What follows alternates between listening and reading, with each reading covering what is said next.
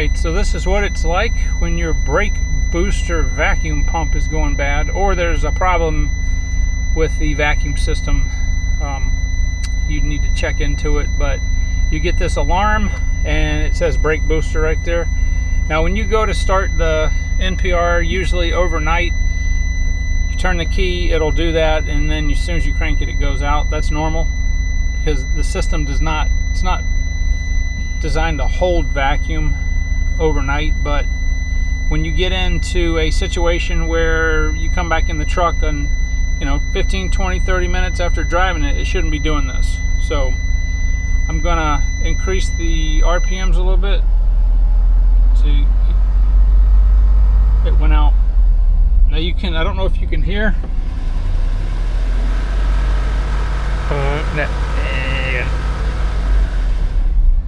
That is the vacuum pump starting to die.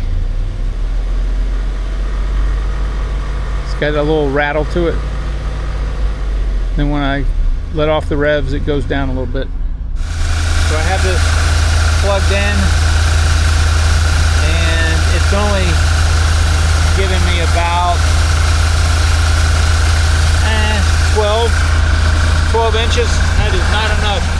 All right, so we're going to be removing the vacuum pump right here, and there's only 3 bolts that hold it on. But to get a little bit more clearance, we're going to use a 12 millimeter and take this bolt out, which will allow this flexible fan shroud to move back a little bit. And there's one on the other side, which I'll show you in a minute, but this is a 12 millimeter, and we'll take that out now. All right, so if you want, you can take the bolt out of the other fan shroud fastening device. I'm not going to do that. If you're going to use a half-inch extension, or I'm sorry, a half-inch socket, you'll need to do that. But I'm just going to take, and this is a 15 millimeter. I have plenty of room with a 3/8. So I'm just going to move this. This is the tensioner, and I'm going to do that and take the belt off of the alternator. All right, once the belt is just to the side of the alternator, you can take the pulley bracket right here. I'm sorry, the pulley, and there's some holes right here. You just need to line the holes up with the holes in the pump, and we're going to be removing the bolts that way.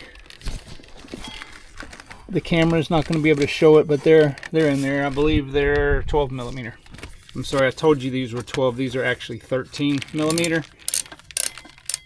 And they're very difficult to even show on the camera. But if you'll take like a 1 or 2 inch extension and a socket on your 3/8 inch drive, you should be able to get all 3 of them out. All right, so I just pulled the pump out.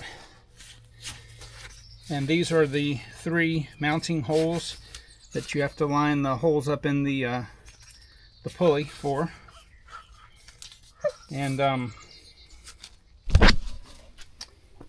so this pump, I'm going to tell you guys this, it's very important. This is an old style pump. See how short the snout is right here? This is a replacement old style pump. And same thing, okay? When you go to Isuzu, they're going to try to sell you a $1,350 pump. That's how much these list for. This is the part number that you want if you have an old style pump. This is a General Motors part number because this is a General Motors pump. The Isuzu part number will have an 8 in front of it and a 1 at the end and a couple dashes in there. Same thing, it's made in Hungary, just like the pump that you get from Isuzu is this pump. Now, if they try to sell you the updated pump, then this line right here that goes to the airbox will have to be routed this way because the outlet right here is over here. But if you choose to use the old style pump, it's perfectly fine, you're going to reuse your pulley.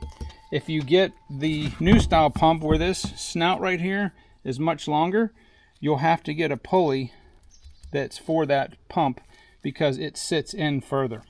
So What we're going to do now is, because I'm going to reuse this, I'm going to get my puller, and this is like a press fit. It's not real tight, but we're going to pull this off.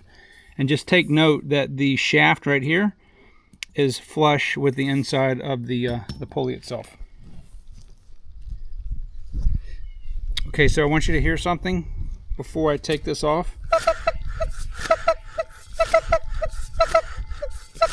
This thing is making a racket. There's nothing wrong with the shaft itself, but the vacuum element in here is going bad. And it was only, you saw in the video, it was not putting out enough vacuum. That's why we're replacing it.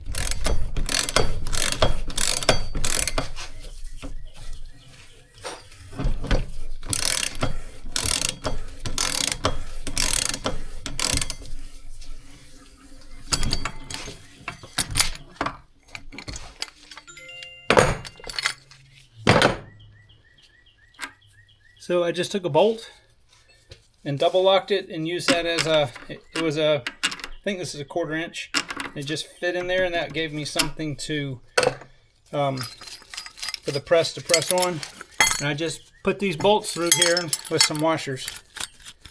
Just enough to hold it in the holes here.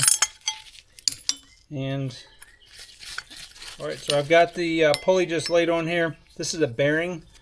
I'm going to be using that. I'm not sure if we put it down this way. Just a little thrust washer. This threads into the shaft of the pump.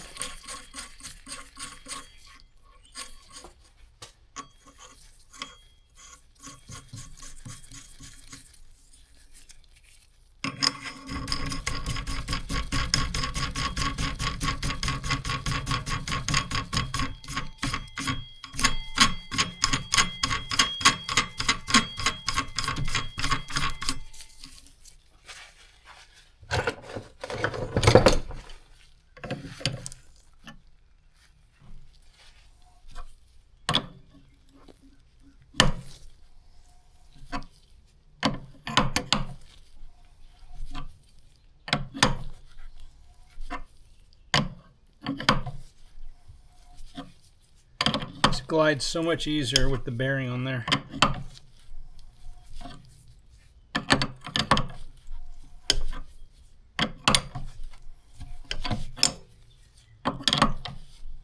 Alright, so I'm going to take the plugs off